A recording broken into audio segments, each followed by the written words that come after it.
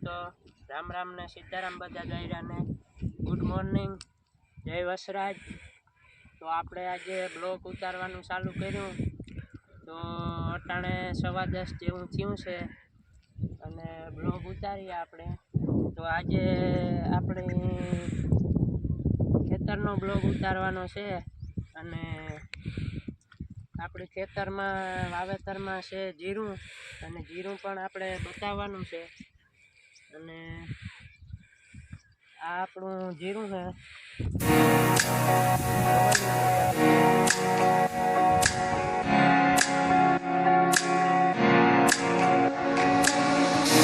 तो राम राम ने सीताराम जय वसराज ये है बधाय मजामां। आज आपणे नवा व्लॉगमां तमारुं हार्दिक हार्दिक स्वागत छे। आज आपणे आपणा खेतरमां व्लॉग उतारवा આવી ગયા છે। આપણે ખેતરમાં જીરાનું વાવેતર કર્યું, મહિના જેવું થયું, 3 પાણીમાં ઉગાડ્યું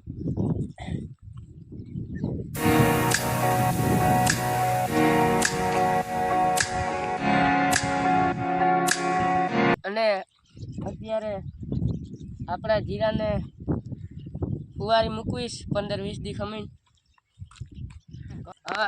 હવે આ પછી આપણે ધાણાવાળા ખેતરમાં જવાના છે। ત્યાં આપણે ધાણાવાળા ખેતરમાં જવાના છે, ત્યાં જવાર અને આપણે નારિયેળીની લાઈન કરેલ છે તે અને વાવ બતાડવાના છે, એટલે વ્લોગમાં જોડ્યા રહેજો। તો મિત્રો અત્યારે આપણે જવારને વાવેલી છે ત્યાં આવી ગયા।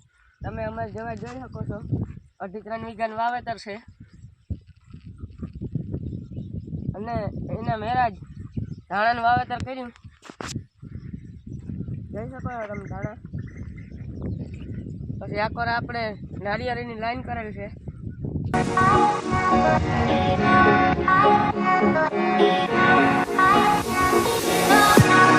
તો મિત્રો આપણે 3 કટકે વાવેતર કરેલ છે। પહેલાં જીરું, પછી જવાર ને પછી આપણે ધાણાનું વાવેતર કરેલ છે। તો એમ અલગ અલગ 3 કટકા પાડીને વાવેતર કર્યું અને વાહ સુધી હેઠ છેલ્લા સુધી ધાણા વાવેલ છે અને આપણે વૈશમાં જવારની રાખી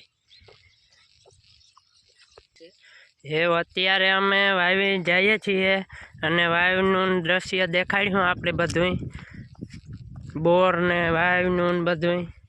તો આપણો જૂનો બોર પહેલાં દેખાડ્યું તમને, એ આકોર છે બધું। તો મિત્રો આ આપણો બોર છે જેને 15 થી 20 વર્ષ ત્યાં બોર કર્યો હતો એને। તો પહેલો બોર અહીંયા કરાવેલો છે આપણે અને બીજો આપણે આગળ બોર છે ત્યાં તો આપણે 5ની મોટર પણ હાલતી અને પછીના બાજુમાં જ વાવ બનાવી, એ બધું હું તમને દેખાડા હમણાં। તો ફાઇનલ મિત્રો આપણે આપણી વાવી આવી ગયા અને આ વાવની ત્યાં 11 વર્ષ બનાવીણી અને આ પણ એક બોર છે એમાં આપણે 5ની મોટર હાલી જ રહેતી અને આમાં આપણે પાણી ઉપડતું હોય ને જ્યાં સુધી તળાવમાં પાણી હોય ત્યાં સુધી આ વાવમાં પાણી ઉપડે જ નહીં ને આપણું તળાવમાં પાણી પણ ક્યારેક 3 પીસ થઈ જાય આપણે, પણ આપણી કારક 3 પીસ કરીએ, બહુ 3 પીસ કરવાના નહીં, કેમ કે પાછો માંડવીમાં માર આવે એવા હાટું છે ને આપણે 3જું પીસ કરતા ને 2 જ પીસ કરીએ, જીરું, ધાણા અને જવાર ને કારક આખું જીરું થાય તો આખું જીરું પણ વાવીએ। ને જો આ વાવ ભરી એટલી ઊંડી છે ને આપણી 70 થી 75 ફૂટ ઊંડી છે આપણી વાવ, પણ કોઈ દી હજી સુધીમાં મોટર ઉપડીને જ ઉનાળું હોય કે શિયાળું હોય, શિયાળામાં તો ઉપડે જ નહીં, જોકે ઉનાળામાં વધારે પૂરતી તકલીફ થાય પણ આપણી તકલીફ થતી ને ત્યાં। ને આ એક બોરડી છે તો તમે જોઈ શકો બોરડી।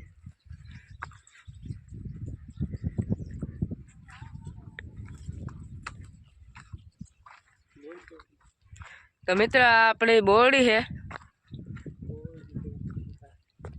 ને આપણી ઓરડી છે મોટર ચાલુ કરવાની। આથી આપણે વાયુમાંથી ઘેર પાણી જાય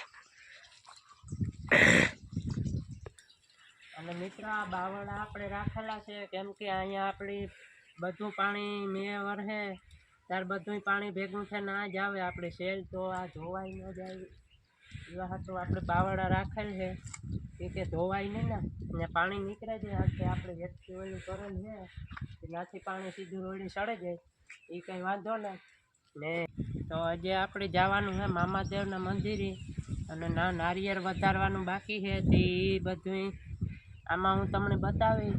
તો તમે આવી ગયા છે અત્યારે મારા કાકાના ખેતરમાં મામાદેવની મટી છે ત્યાં.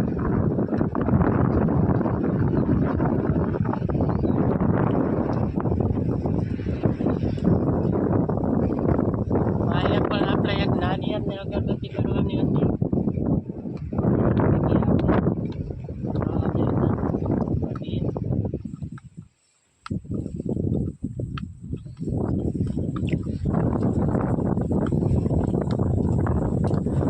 આ મારા કાકાનું ખેતર છે.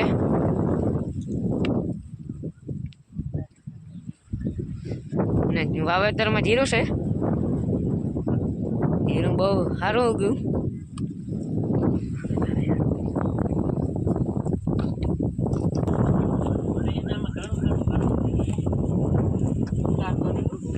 હા કાકા વધરી છે ભાઈ, અગરબત્તી કરે.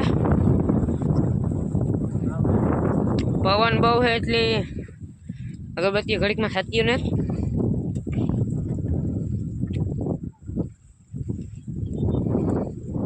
અગરબત્તી આમાં પેટાઈ ગયું. મારા ભાઈ મામાને અગરબત્તીઓ કરે. નારિયેળ વધારવાનું છે.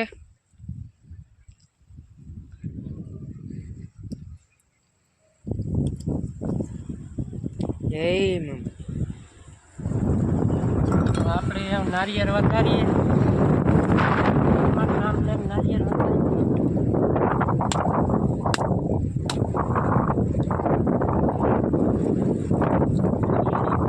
આપણે નારિયેળી છે બધા નારિયેળ બધે.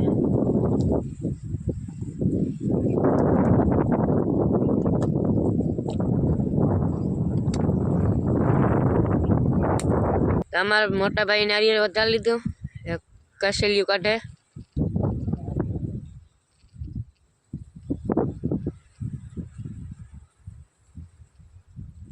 તો આપણે ફાઇનલ નારિયેળ નીકળ્યા અને નારિયેળ વધારે દઈએ.